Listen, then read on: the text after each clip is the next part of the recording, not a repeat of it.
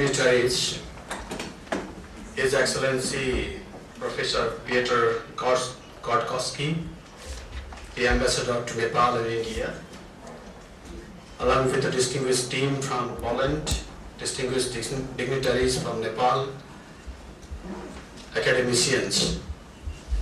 We are here today as a continuation of his academic efforts in the field of research, policy research and development, jointly with the conflict, peace and development studies under Tribhuvan University today, that we have been able to organize this academically distinguished program before you all. So let me welcome you on my behalf. I'm Devraj Paniru. Well, I formally like to thank His Excellency, because this is the second time he has came to this college and gave his deliberation on various aspects. For example, last time he talked about the relationship between Nepal and Poland. And this time he's going to give us a lecture on a very important issue, which is the transformation of Poland. And I think this is a time we should learn from Poland, because Poland at one time was also going through some rough patches in the history, which we are going through now.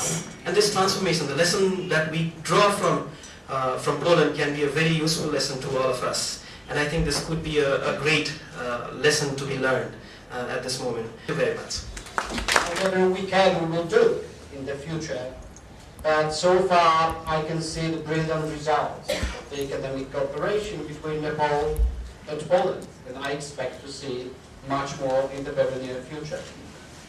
Well, I must tell you quite frankly, right now I'm feeling not quite comfortable. Definitely I'm just planning to say a few words about the recent history of Poland and what sort of implications you could observe in the world. Especially that the transformation of the, hesitated for a while, I wanted to say the communist system, or the system that ruled in our part of Europe. But together with me is Mr. Wojciech Jagielski, and you have already introduced him to the respectable audience.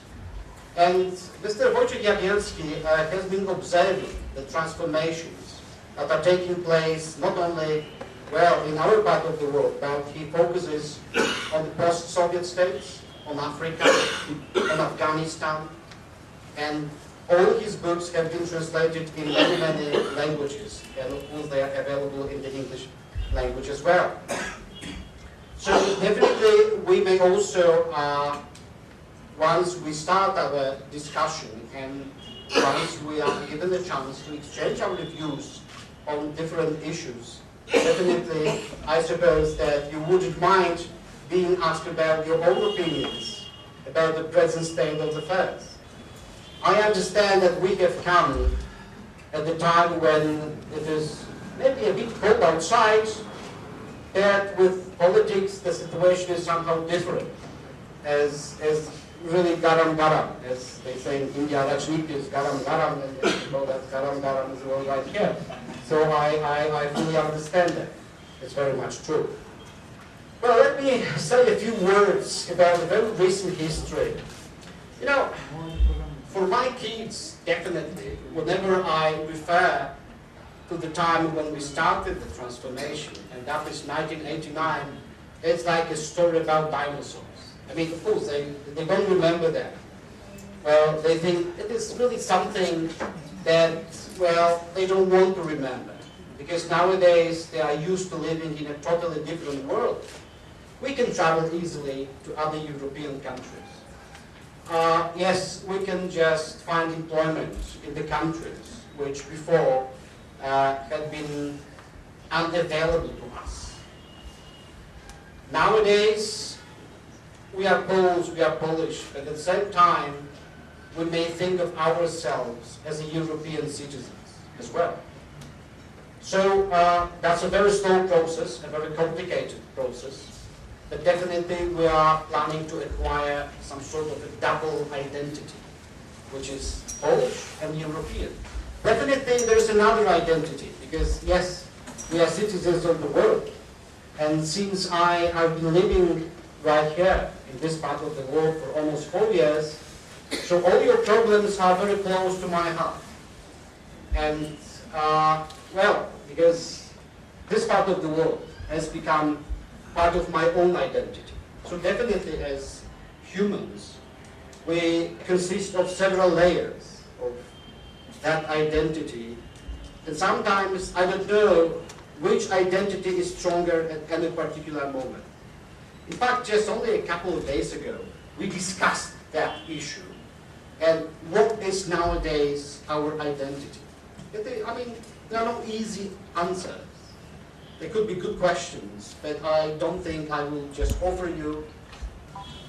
From a purely political perspective, these two terms seem to be unacceptable. What sort of solidarity can we have in international relations? Why compromise? Everybody is expected to think about themselves. So that's the point. But we have learned from our own history that the concept of solidarity may bring great benefits. Because in Europe, as you know the history of the world, we fought two wars. And I don't think that they brought any benefits to any nation. So we have learned a lot. Well, Poland is one of the biggest European countries, around 4 crores, for 40 million people. We are quite homogeneous, unlike Nepal. But being homogeneous in terms of the language, religion, or culture, doesn't mean that we don't have any conflicts, that we don't have any internal strifes. No, that's not possible in this world. People have different political views, different political agendas, and probably may have different visions of solutions. How we see the end. But I suppose sooner or later, in spite of all these turbulences with the Eurozone, will become a member. And that's a matter of time. Play a very significant role in the history of any country. Because yes, we perceive the reality through a very special lens, or we create the reality using different symbols. And what was true many years ago may become true also right now. We use these symbols. And of course, when I say symbols, I could mean, well, the real persons who have become symbols in the history of a particular country.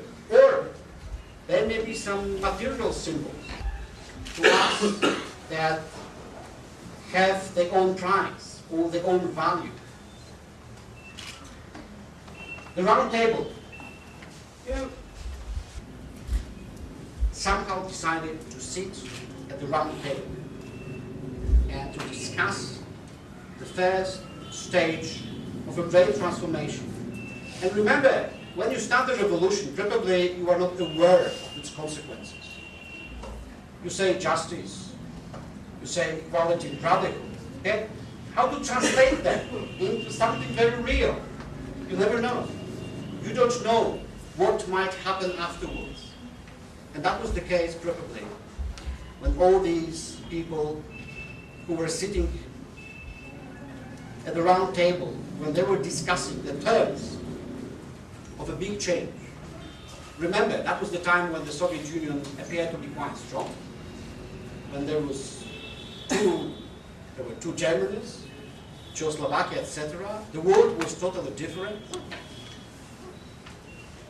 From maybe your perspective or from the perspective of many Asian countries, the situation probably was not precisely the same as we perceived it.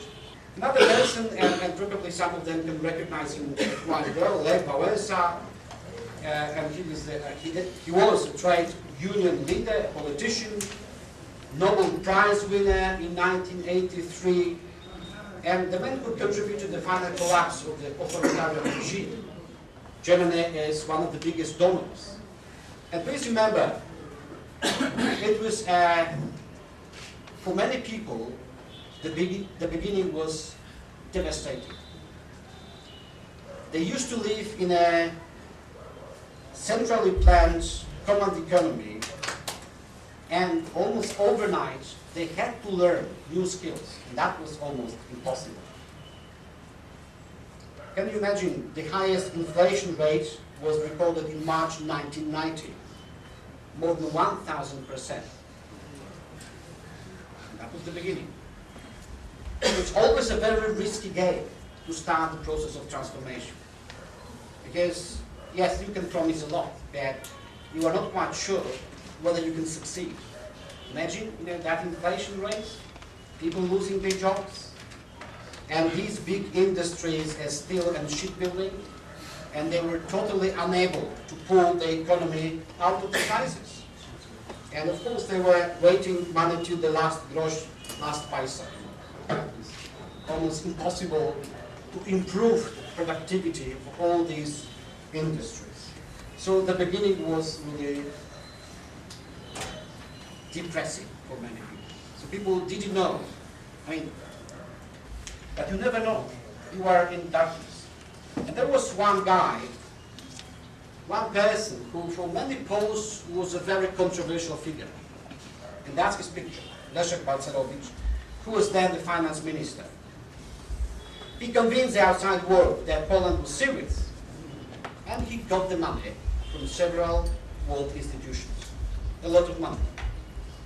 He said that a lot of enterprises that were not profitable, not very painful, the process itself was extremely painful for millions of people, because it was like an operation in the hospital.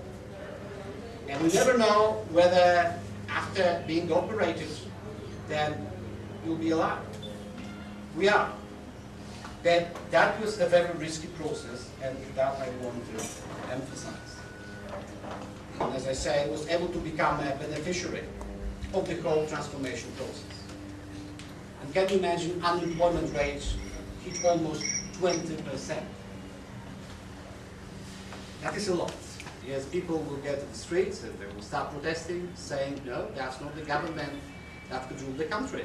We need something more. We need another government that is able to rule the country efficiently.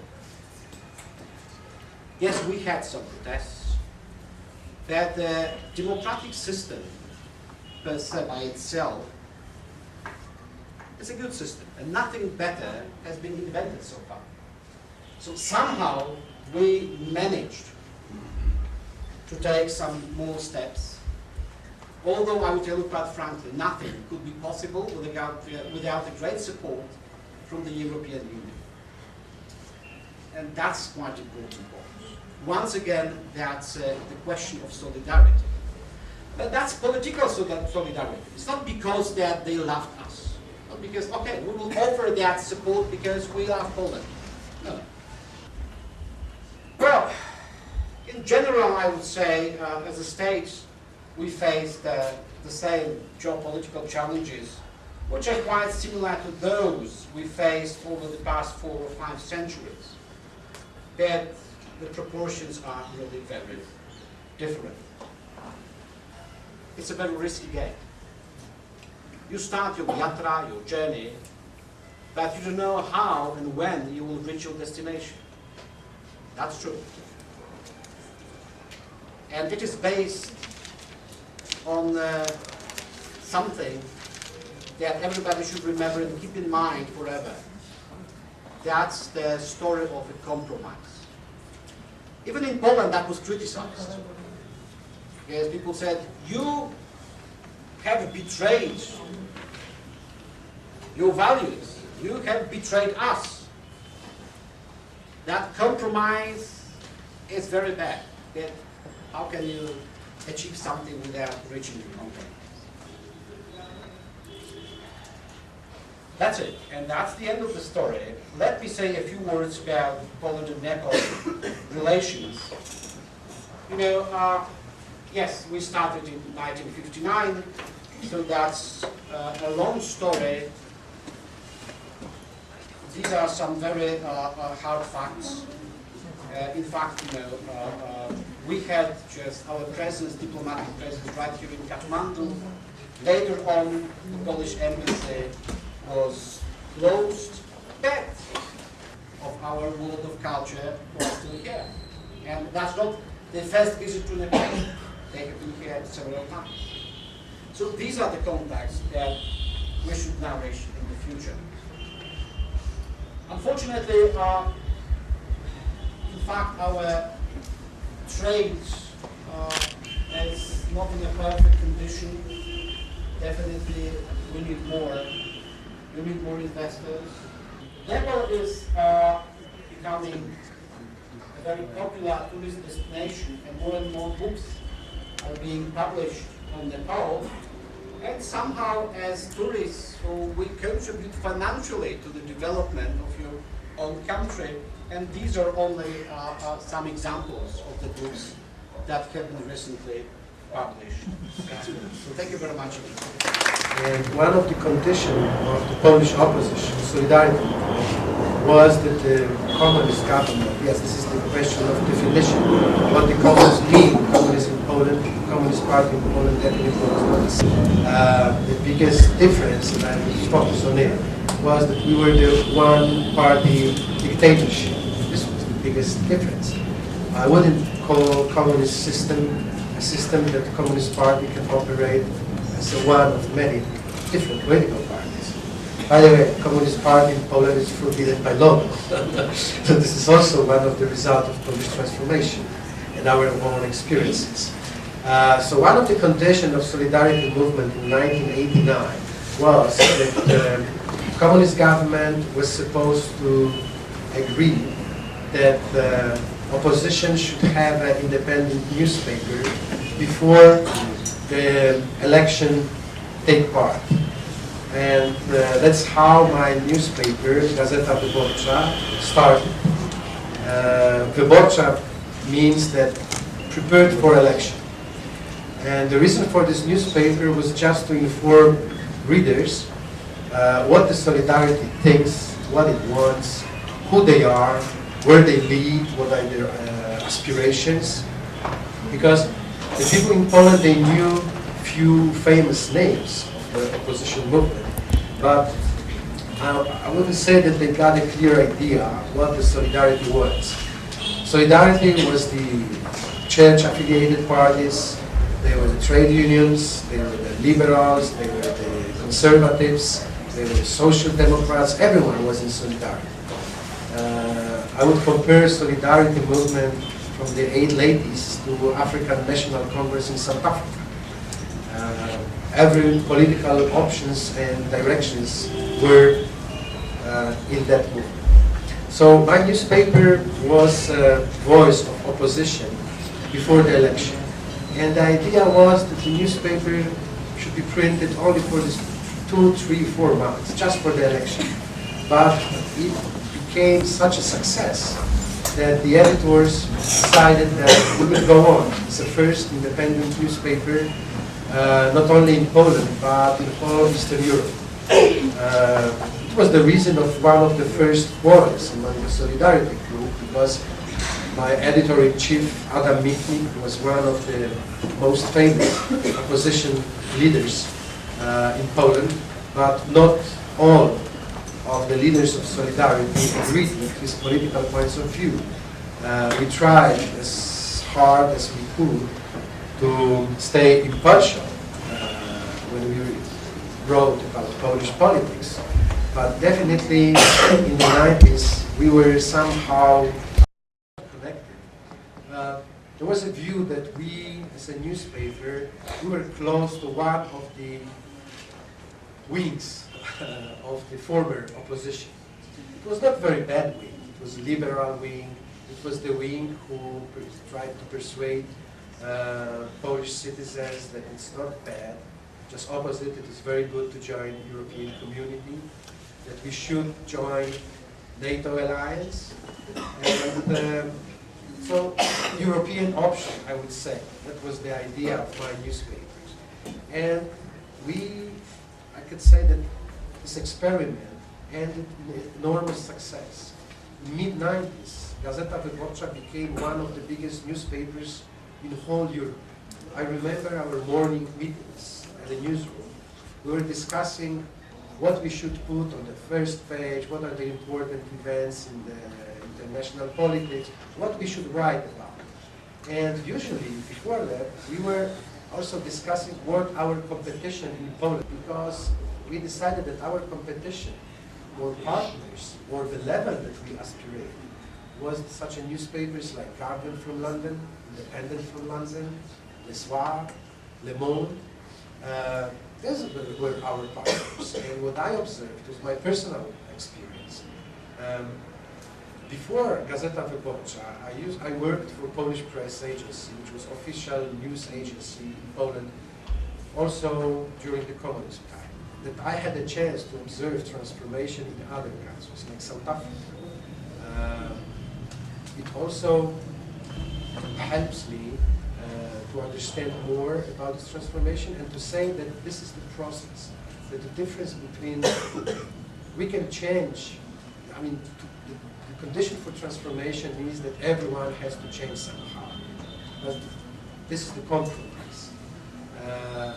Transformation is impossible if someone is only trying to pretend that he's changing, he's expecting from the others only to be changed. The only alternative for transformation is revolution. And of course, there are many people who think that compromise is very bad. If you lose, because the others are strong. So, well, transformation is painful. It takes a lot of time. But finally, I think this is the only way to move forward, but does not create anything serious. Thank you very much. And I think that will be much better.